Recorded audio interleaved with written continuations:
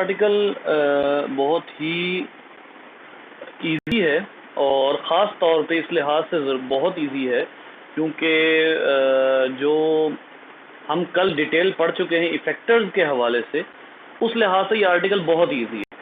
सबसे पहली बात ये है कि एक कॉन्सेप्ट समझना बहुत ज़रूरी है, इसको जो है वो इस वाले आर्टिकल को समझने से पहले, और वो इसी से मुंसलिक कॉन्सेप्ट है, दैट इज़ रिफ्लेक्स एक्शन।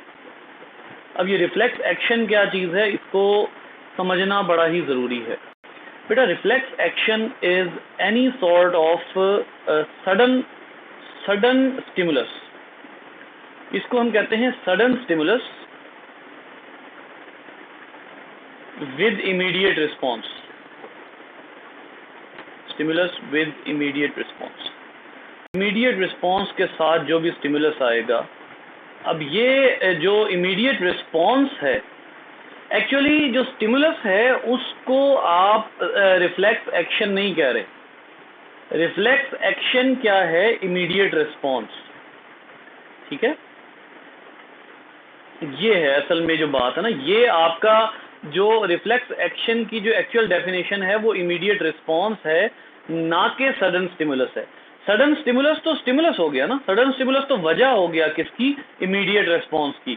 तो रिफ्लेक्स एक्शन कोई भी ऐसा एक्शन होता है जो सडन स्टिमुलस के नतीजे में होता है, और इसको आप इमीडिएट रिस्पॉन्स कहते हैं। और ये इमीडिएट रिस्पॉन्स जो है, it does not follow the command of brain. ये इसके बारे में इंपॉर्टेंट बात है जो कि अभी हमने पढ़नी है। ठीक है, क्योंकि ये तो एक अजीब सी बात लगती है कि अगर कोई रिस्पॉन्स शो हो रहा है और वो रिस्पॉन्स ब्रेन की कमांड को फॉलो नहीं कर रहा, ये है असल बात यहाँ पे। क्योंकि बाकी तो जितने भी हमने अभी तक के जो है वो पढ़े हैं, अभी तक के जितने भी हमने फिनोमिनास पढ़े हैं, अभी तक के जितने भी हमने रिएक्शन पढ़े हैं, जितने भी हमने जो है प्रोसेसेस पढ़े हैं, उसमें जो इंपॉर्टेंट बात हमने पढ़ी है वो ये है कि ब्रेन कमांड कर रहा होता है।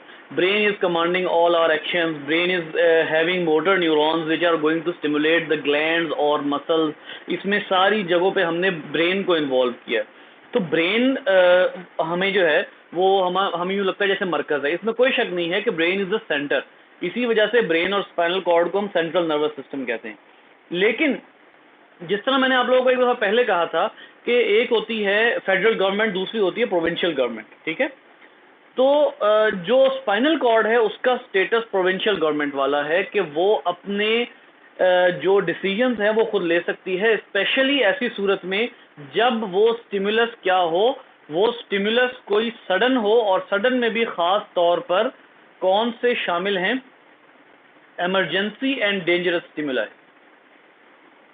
Emergency and dangerous.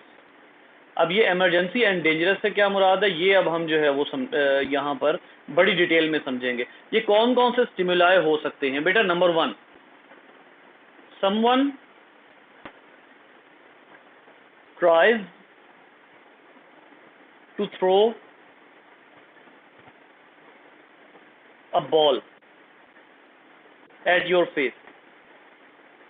आपके फेस पर, याद रखिए ये सब कुछ सडन है, सडन को नहीं भूलना आपने। अगर आप तैयार हैं तो और बात है, लेकिन सडनली अगर कोई आपके माउथ की तरफ, आपके फेस की तरफ इशारा करता है कि मैं तुम्हारी तरफ बॉल फेंकने लगा हूं, जस्ट लाइक ओए बात सुन, ऐसे करके, अब आप एकदम हल्के से ऐसे होते हैं, दिस इज रिफ्लेक्स एक्शन। ये रिफ्लेक्स एक्शन है और ये कौन कंट्रोल कर रहा है? ठीक है, अच्छा देखिए, ये रिफ्लेक्स एक्शन आप कैसे कंट्रोल कर रहे हैं? ये रिफ्लेक्स एक्शन आप ब्रेन से कंट्रोल कर रहे हैं, लेकिन कॉन्शियस ब्रेन से नहीं कर रहे हैं। यहां पर रिफ्लेक्स एक्शन को समझने के लिए, क्योंकि आप लोगों की बुक में बहुत सी कंफ्यूजन क्रिएट कर देता है ये कॉन्सेप्ट, लिहाजा आप लोगों ने ये जो है वो जहन में रखना है कि रिफ्लेक्स एक्शन जो है वो ब्रेन के जरिए भी कंट्रोल होता है और वो स्पाइनल कॉर्ड के जरिए भी कंट्रोल होता है। बट दिस एक्शन, इसकी खास बात क्या है? ये एक ऐसा रिस्पॉन्स है जो इनवॉलंटरी है। रिस्पॉन्स इज इनवॉलंटरी, आप अपनी मर्जी से नहीं दे रहे। इनवॉलंटरी या अनकॉन्शियस, इनवॉलंटरी लिख लें पहले, और अनकॉन्शियस किस्म का रिस्पॉन्स। अनकॉन्शियस रिस्पॉन्स से क्या मुराद है कि आपने अपनी मर्जी से वो रिस्पॉन्स नहीं दिया, बल्कि आपकी बॉडी ने किसी भी चीज से बचाव की खातिर वो रिस्पॉन्स किया है। ठीक है, इसी तरीके से आप बैठे हुए हैं, आपके हाथ में कोई नोकीली चीज, आप ऐसे करके पिंच कर देते हैं और वो बंदा पूरी बॉडी उसकी एकदम मूव करती है। ये क्या चीज है? ये रिफ्लेक्स एक्शन। ये रिफ्लेक्स है। आपका ब्रेन इस बात को एज्यूम कर रहा है कि you are under a dangerous action और आप बचने की कोशिश कर रहे हैं। इसी तरीके से अगर आप कहीं से गिर रहे हो, आपको पता भी नहीं लगता और आप हाथ नीचे रख लेते हैं, that is reflex action. In reflexes को ट्रेन भी किया जाता है, इन रिफ्लेक्सेस को ट्रेन भी किया जाता है। कंग फू वाले इन रिफ्लेक्सेस को ट्रेन करते हैं, टेबल टेनिस, बैडमिंटन इन रिफ्लेक्सेस को ट्रेन करते हैं, क्रिकेटर्स भी करते हैं। लेकिन क्रिकेटर्स के रिफ्लेक्सेस हाँ फील्डिंग में बहुत काउंट करते हैं, खासतौर पर जो विकेट कीपर होता है उसके रिफ्लेक्सेस बहुत काउंट करते हैं। आप अपने ब्रेन को रिफ्लेक्स कट की ट्रेनिंग दे देते हैं, ब्रेन वो काम करने के लिए रेडी रहता है। ठीक है, आमतौर पे रिफ्लेक्स एक्शन की मिसाल इस तरह दी जाती है कि एक ऐसा स्टिमुलस जिससे आप अनअवेयर हों और वो आपको जो है वो एकदम रिसीव हो जाए। इसमें खास तौर पे आप ये देखेंगे कि जैसे अगर गर्म रोटी पकड़ी है, गर्म तवे पे हाथ लग गया है, खास तौर पे अक्सर हो जाता है गर्ल्स के साथ के गर्ल्स या बॉयज़ के साथ, ज़्यादातर गर्ल्स के साथ होता है, किसी डेगची का ढक्कन खोला तो अंदर से सडनली स्टीम इतनी ज़्यादा आई है कि वो थोड़ा सा जला है, तो आप फटाफट पीछे करते हैं हाथ को। बिल्कुल ऐसे ही आपने देखा होगा अक्सर लोग प्रैंक करते हैं, क्या ट्रे में चीज़ ला रहे हैं, सब खाली है, कोई चीज़ नहीं है, और वो ला के बर्तन एकदम उसके आगे कर दिए, तो वो बंदा डर जाता है कि मेरे ऊपर कुछ आ रहा है। ठीक है, तो वो ये सब कुछ रिफ्लेक्स एक्शन, हर वो चीज जो हर वो स्टिमुलस जो अनकॉन्शियसली आपको दिया जाए, आपको ना इल्म हो कि वो स्टिमुलस आपको रिसीव होने वाला है, उसका रिस्पांस रिफ्लेक्स एक्शन कहलाता है। अब यहां से आप रिफ्लेक्स एक्शन की एक पूरी डायरी मुरतब कर सकते हैं कि कहां कहां आपको रिफ्लेक्स एक्शन मिलता है। ऐसे अक्सर ऐसा होता है कि कोई चिमगादड़ वगैरह एकदम यहां से गुजरती है, वो जो यहां से गुजरी है आप ऐसे फेस पीछे करते हैं, दैट इज रिफ्लेक्स एक्शन। मतलब आप एक पूरी लंबी सारी जो है वो लाइन मुरतब कर सकते हैं। ठीक है, आपको सडनली, जैसे अब एक और मिसालों पे मिसालें आ रही है जहन में, जैसे एकदम आपको जो है वो दरवाजे के पीछे छुप के कोई डराता है, तो आप पूरे के पूरे हिल जाते हैं and you suddenly turn your self into the direction of the culprit. ठीक है, अब आप देखिए ना, इसमें सिर्फ स्पाइनल कॉर्ड इन्वॉल्व नहीं है, इसमें ब्रेन भी इन्वॉल्व है, क्योंकि अगर आपको कोई डराने का स्टिमुलस देता है और वो बंदा आपको नजर नहीं आ रहा, तो आपको कैसे पता लगा कि वो आपको डरा रहा है? ईयर्स के जरिए, and ears do not have direct contact with the spinal cord, वो ब्रेन में जा रहे हैं। लेकिन ब्रेन का कौन सा हिस्सा ये काम कर रहा है? अब आइए गौर तरफ जो बात है, देखें ये दो चीजें डिफरेंट हैं। रिफ्लेक्स आर्क डिफरेंट चीज है, रिफ्लेक्स एक्शन डिफरेंट चीज है। ये जो मैंने ये एरो बनाया है, this is for reflex action. Brain का जो हिस्सा रिफ्लेक्स एक्शन को जो है वो एंटरटेन करता है, रिफ्लेक्स एक्शन के लिए जो है वो काम करता है, that is actually hind brain. Hind brain के पार्ट्स होते हैं, जैसे सेरिबेलम होता है, हाइंड ब्रेन के पार्ट्स होते हैं, मैं आपको लिख कर देता हूं, उसके बाद आपको बताता हूं कि बेसिकली कौन सा पार्ट है। देखिए, हाइंड ब्रेन के 3 पार्ट्स हैं, एक होता है मेड्यूला, दूसरा होता है पोन, और तीसरा होता है सेरिबेलम। जो बेसिकली ये तीनों पार्ट्स ही रिफ्लेक्स एक्शन में इन्वॉल्व होते हैं, और साथ साथ स्पाइनल कॉर्ड भी रिफ्लेक्स एक्शन में इन्वॉल्व होती है। तो अब आप देखिए, एक्चुअली ब्रेन तक, देखें आप गर्म जगह से हाथ उठाते हैं, लेकिन आपको गर्म लगने की सेंसेशन थोड़ा सा लेट आती है, थोड़ा सा लेट आती है। वैसे तो एक बात आपको बताऊं मैं, बड़ी इंटरेस्टिंग बात, आपको लग रहा है कि जैसे ही मैं बोल रहा हूं वो बात आप तक पहुंच रही है। आप यकीन करें, आप मेरे बिल्कुल सामने भी बैठे हो ना, और मैं कुछ बोल रहा हूं, तो वो बात आप माजी में सुन रहे हैं। होता क्या है कि जितनी देर में हम बोलते हैं, हमारे ब्रेन को प्रोसेसिंग करने में मिली सेकेंड्स लगते हैं। यानी मैंने एक वर्ड बोला, वो आपको चंद मिली सेकेंड बाद सुनाई देगा, चंद मिली सेकेंड बाद सुनाई देगा। मतलब आपने माजी की बात सुनी है, you are not listening the present. जो आप देख रहे हैं वो एक्चुअली लम्हे पहले हो चुका है। ये मैं आपको एक और इंटरेस्टिंग बात बताऊं नर्वस सिस्टम के मुतालिक कि nervous system is not that much fast as we think. Nervous system is just like वो मिली सेकेंड्स का वक्फा आ जाता है जिसमें हम उस बात को उसी टाइम पर नहीं सुन रहे होते जिस टाइम पर वो बोली जा रही है। उन साउंड रेज का हम तक पहुंचना, टकराना, वाइब्रेशन होना, उसकी प्रोसेसिंग होना वो थोड़ी देर लगती है। तो ये पास्ट में होता है हर ऑर्गेनिज्म के लिए, ठीक है। सो अब आइए अब मैं आपको बताता हूँ। एक तो रिफ्लेक्स एक्शन की मैंने एक लंबी सारी जो है वो मिसालों की एक लाइन लगा दी, ठीक है। मसाले नहीं है, ये मिसालें हैं। ये अब जो है वो एक एक ये मिसाल इसकी है, ठीक है। और इसी तरीके से आप जो है वो फुट्टा मारने की एक होती है, ठीक है। आप किसी की तरफ फुट मारने का इशारा करें, वो जो रूलर होता है वो मारने का इशारा करें। इसी तरह से कई एग्जांपल्स इसकी निकल के आ सकती हैं। हाँ, व्हाट इज रिफ्लेक्स आर्क? बेटा आर्क जो होता है उसका मतलब होता है कमान। आर्क जो है, दिस इज आर्क, ये कमान है, ठीक है। आर्क शेप, कोई भी फिनोमिना जब आर्क शेप बनाता है, जब एक कमान की शेप बनाता है तो उसको आप कहते हैं आर्क, ठीक है। तो रिफ्लेक्स आर्क क्या है, ये आप लोगों की बुक में इन्होंने बताया हुआ है कि रिफ्लेक्स एक्शन और रिफ्लेक्स आर्क में फर्क करना भी जरूरी है, और रिफ्लेक्स आर्क क्या चीज होती है ये भी जानना जरूरी है। This is an arc. अब देखिए रिफ्लेक्स आर्क क्या है, ये जरा जल्दी से पढ़ लेते हैं। बेटा ये देखिए यहाँ पर इन्होंने ये बताया हुआ है कि इस पॉइंट पर फिंगर पे कोई कील चुभती है, तो फिंगर पे जो कील चुभती है उसके बारे में ये बता रहा है कि यहाँ से स्टार्ट होता है वो डेंड्राइट। अगरचे ये डेंड्राइट नहीं होता, लेकिन चले फिलहाल आप इसको डेंड्राइट ही कह लें। यहाँ से शुरू होता है डेंड्राइट। किसका डेंड्राइट? ये देखिए यहाँ पे मौजूद है cell body of sensory neuron, cell body of sensory neuron मौजूद है, ठीक है। ये देखें, ये डोर्सल रूट क्यों बताया हुआ है? सबसे पहले आप देखिए स्पाइनल कॉर्ड जो होती है ना उसकी डिफरेंट रूट्स होती हैं। वो रूट्स क्या होती हैं जरा इस डायग्राम पर गौर कीजिएगा। बेटा फर्ज करें कि ये स्पाइनल कॉर्ड है, ये स्पाइनल कॉर्ड है, और इस स्पाइनल कॉर्ड से नर्व्स निकल रही होती हैं। क्या कहते हैं नर्व्स को? हम इन नर्व्स को क्या नाम देते हैं?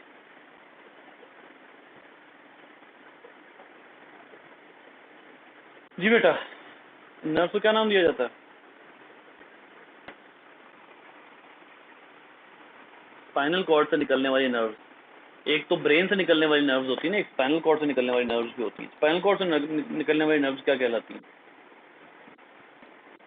आपने पढ़ी हुई है टेंथ में। जो ब्रेन वाली हैं उनको कहा जाता है क्रेनियल नर्व्स, और जो स्पाइनल कॉर्ड से निकलती हैं उनको स्पाइनल नर्व्स, ठीक है। स्पाइनल, बिल्कुल। सो जो स्पाइनल नर्व्स होती हैं उनको रूट्स भी कहा जाता है। स्पाइनल नर्व्स को ना, क्योंकि ये जस्ट लाइक जैसे एक तने में से निकल रही हैं, इनको रूट्स भी कहा जाता है। तो देखिए ये रूट्स दो होती हैं। एक वो रूट है जो आपकी कमर की तरफ है, ये आपकी बैक है। एक वो रूट है जो आपकी कमर की तरफ है, उसको आप क्या कहते हैं? कमर की तरफ का रुख क्या कहलाता है, डोर्सल या वेंट्रल? हाँ जी, कमर की तरफ का रूट डोर्सल है या वेंट्रल है?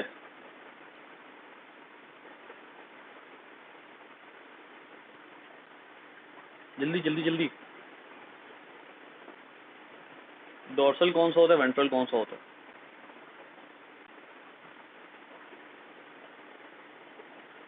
हाँ भाई, नहीं पता बेटा? जी हदिया बोले। जी, बैक वाला डोर्सल है, ठीक है। तो इसका मतलब है अगर मेरी स्पाइनल कॉर्ड ऐसे सीधी खड़ी हुई है, ऐसे वर्टेब्रल कॉलम खड़ी हुई है, तो इसका वो साइड जो मेरी कमर की तरफ है वो डोर्सल है, और वो साइड जो मेरे एब्डोमेन की तरफ है वो वेंट्रल है, ठीक है। अब आ जाइए इसकी तरफ आ जाइए। ये जो है ये इसको देख लें, ये एक मोहरा है ना, ये एक वर्टेब्रा है, ठीक है। इस वर्टेब्रा के अंदर स्पाइनल कॉर्ड मौजूद है। ये और इस तरफ जो है वो आपकी बैक की तरफ का रुख है, और ये आपकी एब्डोमेन की तरफ का रुख है। तो बैक की तरफ क्या कौन सा एरिया कहलाता है? बैक की तरफ कहलाता है डोर्सल, ठीक है। तो ये डोर्सल रूट है, यानी वो रूट जो डोर्सल साइड से एंटर हो रही है, और वो रूट जो वेंट्रल साइड से निकल रही है उसको आप वेंट्रल रूट कहेंगे। अब आइए बात की तरफ कि जब आपको उंगली पे एक कील चुभती है तो एक जो डेंड्राइट है वो तेजी से इस स्टिमुलस को लेता हुआ किसकी तरफ जाता है? सेल बॉडी की तरफ जाता है। ऐसे ये सेल बॉडी की तरफ जा रहा है। ये सेल बॉडी मौजूद है। अच्छा, इसको इन्होंने नाम क्या दिया हुआ है, गौर करें यहां पर, इसको इन्होंने नाम दिया हुआ है डोर्सल रूट गैंग्लियन। अब ये डोर्सल रूट गैंग्लियन से क्या मुराद है बेटा, यहां पर आकर गौर से सुने, यहां पर आके कई न्यूरॉन्स के जो सेल बॉडीज हैं वो यहां मौजूद होती हैं। मतलब ये है कि अगर आपको इस जगह पर एक अदद जो है वो कील चुभी है, तो यहां से इसका डेंड्राइट स्टार्ट हुआ और वो कहां जाकर खत्म होगा, इस डोर्सल रूट गैंग्लियन में सेल बॉडी होगी। और गैंग्लियन का क्या मतलब है, गैंग्लियन का मतलब होता है मल्टीपल सेल बॉडीज। यानी इस जगह पर सिर्फ ये पेन के न्यूरॉन की सेल बॉडी ही नहीं मौजूद, बल्कि कई तरह की सेल बॉडीज मौजूद है। मैं अपनी बात को रिपीट कर रहा हूं, देखें ये जो आपको कील चुभने की कील की चुभन फील हुई है, ये कौन सी सेंसेशन है जी बेटा?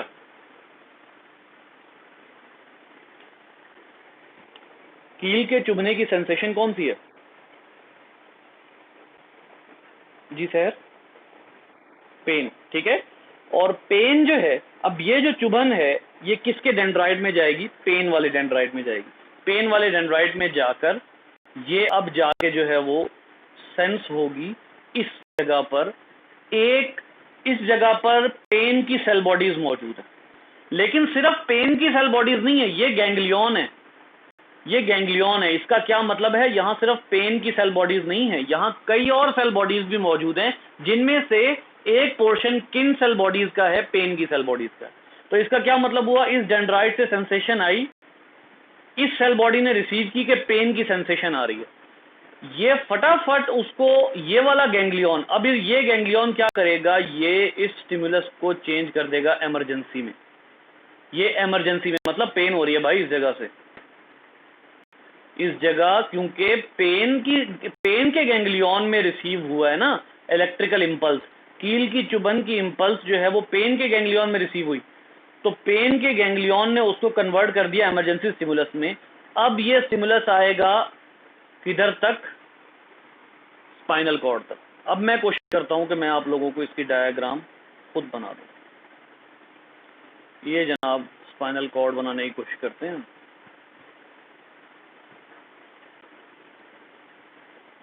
Spinal cord is just like a butterfly.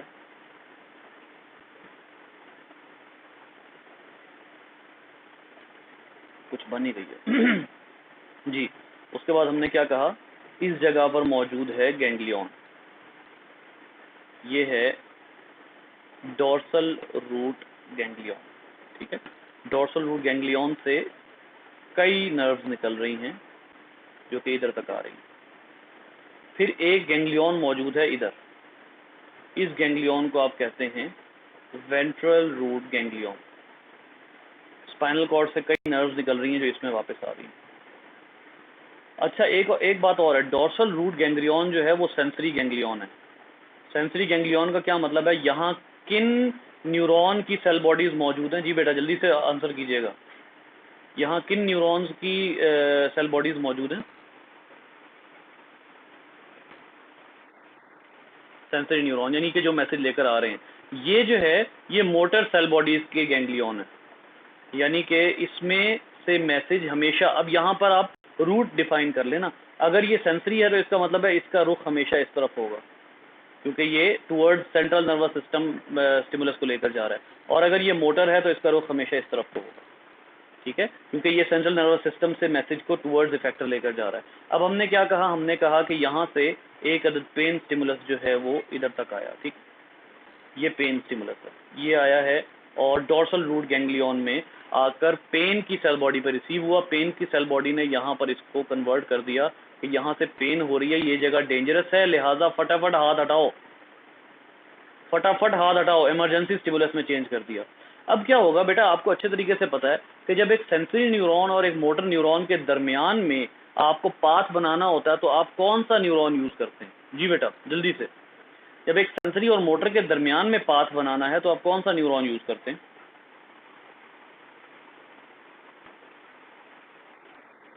Associative neuron. ठीक है, इसका क्या मतलब हुआ कि अब दरमियान में यहाँ पर एक अदद एसोसिएटिव न्यूरॉन मौजूद है। ये न्यूरॉन यहाँ से, ये इसकी सेल बॉडी है, ठीक है, और उसके बाद ये यहाँ पर आके इस जगह पर मैसेज को इसके हवाले करेगा कौन, सेंसरी न्यूरॉन।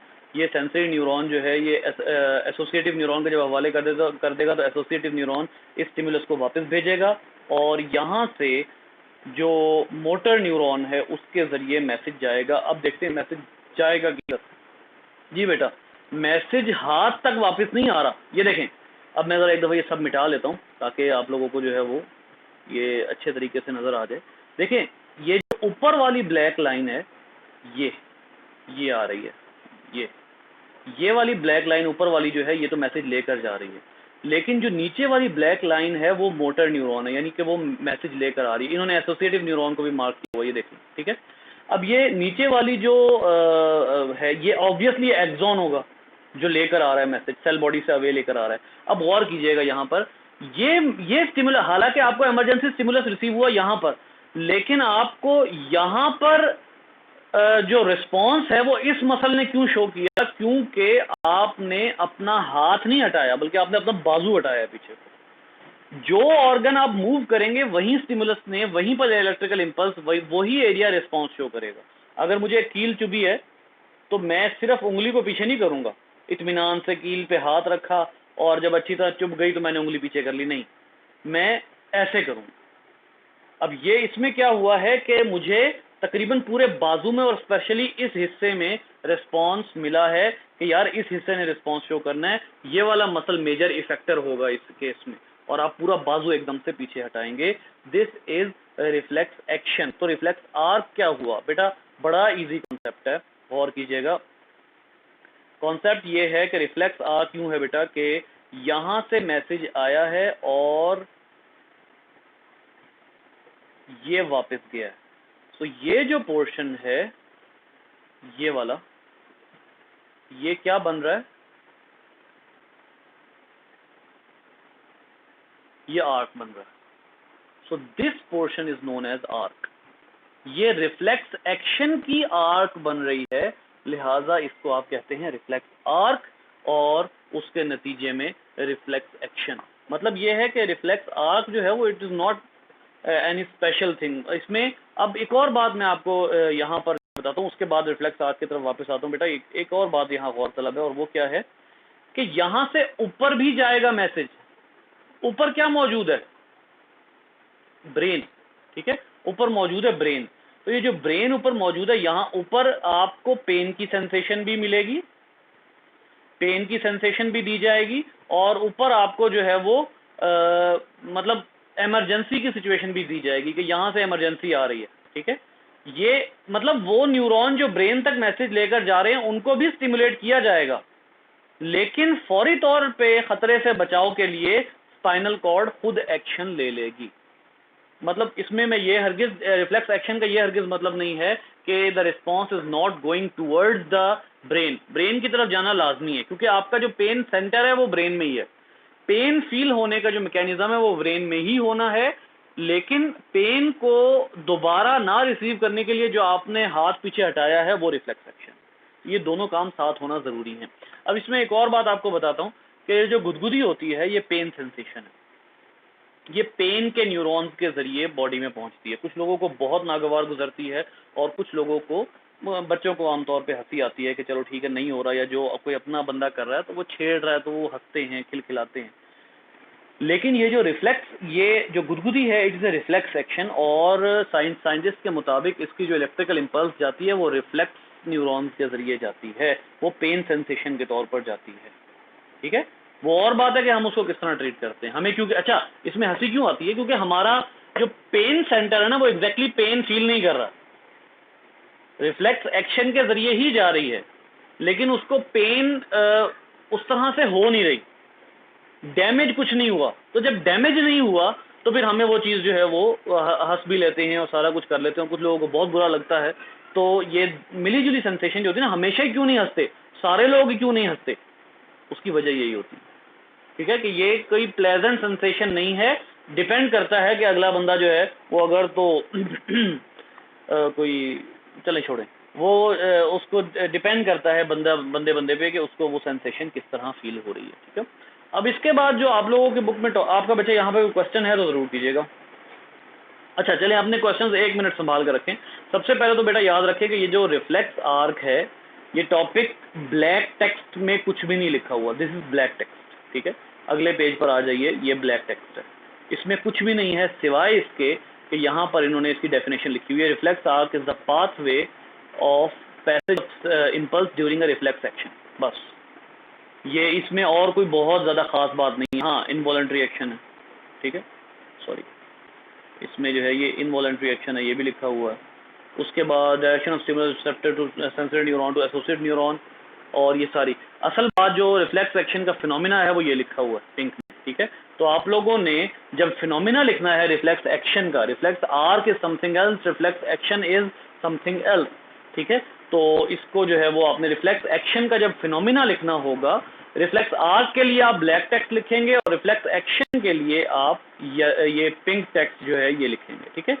अच्छा, उसके अलावा आप इसको, ये क्वेश्चन ऐसे भी आ सकता है, pain withdrawal reflex, explain the pain withdrawal reflex, ठीक है, ये क्वेश्चन भी आ सकता है।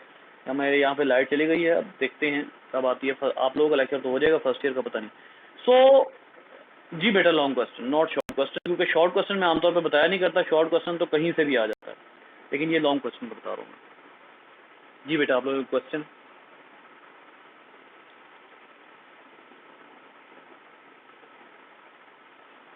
अब जो कल का है ना टॉपिक, वो